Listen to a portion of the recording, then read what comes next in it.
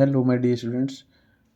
Today we are going the topic and question also. Calculate the CFSE in the complex COF6 3 negative. So first of all, we will write its IUPAC name. So इसका इस compound का इस complex का जो IUPAC name होगा वो होगा hexa फ्लोराइडो cobaltate third ion. इसके अंदर जो कोबाल्ट है वो सेंट्रल एटम है। सो सेंट्रल एटम का जो ऑक्सीडेशन नंबर यहाँ पे आएगा कैलकुलेट करने के बाद वो आएगा +3।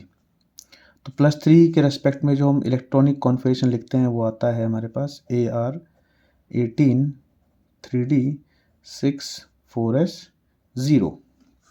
अब आप देखिए यहाँ पे कोबाल्ट जो यहाँ सेंट्रल एटम है उसके अराउंड 6 फ्लोराइडाइन कोऑर्डिनेट बॉन्ड बनाए हुए हैं।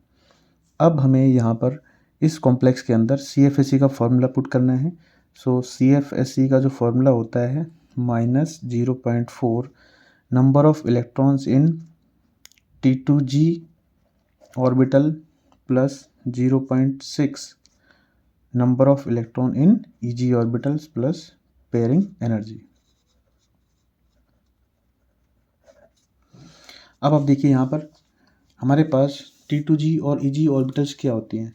एक्चुअली जब हम ऑक्टाहेड्रल कॉम्प्लेक्स बनाएंगे यहाँ पर तो यहाँ पर 5 ऑर्बिटल्स जो होंगी D की वो 2 पार्ट में स्प्लिट हो जाती हैं। जो एक पार्ट होता है हमारे पास एनर्जी का वो होता है EG सेट और एक जो सेट होता है हमारे पास वो होता है T2G। इनके बीच का जो एनर्जी का गैप होता है उसको हम कहते हैं बैरी सेंटर। और बैरी सेंटर से जो नीचे का जो एनर्जी लिया जाता है वो -2/5 लिया जाएगा और जो ऊपर वाली एनर्जी है वो ली जाएगी +3/5। अब इस फॉर्मूले के अंदर हम इलेक्ट्रॉन जब पुट करेंगे तो हमें इलेक्ट्रॉनिक कॉन्फिगरेशन के अकॉर्डिंग ये पता होना चाहिए कि डी के अंदर इलेक्ट्रॉन कितने हैं। तो अगर हम देखें यहाँ पे डी में कितने इलेक्ट्रॉन है 6 इलेक्ट्रॉन है। तो यहाँ पर हमें मानना पड़ेगा कि भाई ये जो है D6 कॉम्प्लेक्स हो गया। इसका मतलब इसमें डी के अंदर कितने इलेक्ट्रॉन है 6 इलेक्ट्रॉन है। अब आपको यहाँ पे ये भी देखना पड़ेगा कि ये जो कॉम्प्लेक्स है ये वीक फील्ड है या स्ट्रॉन्ग फील्ड है। तो हेलोजन जितने भी हैं वो सभी क्या होते हैं वीक फील्ड होते हैं। So fluorine is weak field ligand. So जब वीक फील्ड लिगेंड होता है तो हमारे पास होता है हाई स्पिन कॉम्प्लेक्स। क्या होता है यहाँ पर हाई स्पिन कॉम्प्लेक्स। तो हाई स्पिन कॉम्प्लेक्स अगर होता है तो हम नंबर ऑफ इलेक्ट्रॉन्स जो है वो हम अपने सभी ऑर्बिटल्स में T2G और EG ऑर्बिटल में फिल करते हैं। तो स्ट्रॉन्ग फील्ड लिगेंड अगर होता है तो हम अपनी एनर्जी को क्या है कि नीचे वाली ऑर्बिटल में ही फिल करने की कोशिश करते हैं। अब हमारे पास वीक फील्ड है तो हमें 6 इलेक्ट्रॉन फिल करने हैं। तो आप देखिए ये हो गया हमारे पास पहला इलेक्ट्रॉन, ये दूसरा इलेक्ट्रॉन, ये तीसरा इलेक्ट्रॉन। क्योंकि वीक फील्ड है तो यहाँ पे आप देखेंगे तो स्प्लिटिंग एनर्जी क्या होगी कम होगी। तो हमारे पास जो इलेक्ट्रॉन 4th इलेक्ट्रॉन है वो ऊपर चला जाएगा EG में। ये 5th इलेक्ट्रॉन हो गया। उसके बाद फिर हम क्या करेंगे इसमें पेयरिंग कराते हैं तो यहाँ पे आ जाएगा 6th नंबर का इलेक्ट्रॉन।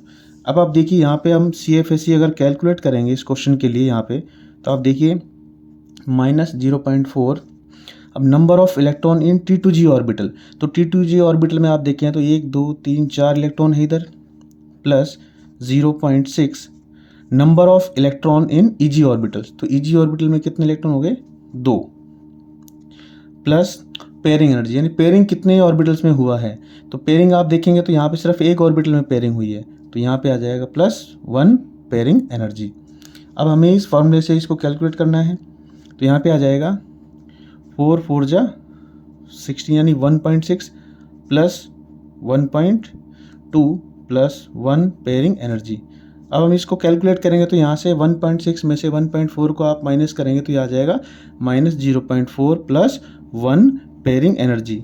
सो इस तरीके से हम CFSE को कैलकुलेट कर सकते हैं अपने किसी भी गिवन कॉम्प्लेक्स के अंदर। अगर हमें दे रखा हो कि CFSE कैलकुलेट कीजिए तो हम आसानी से इस एनर्जी को कैलकुलेट कर सकते हैं। Thank you.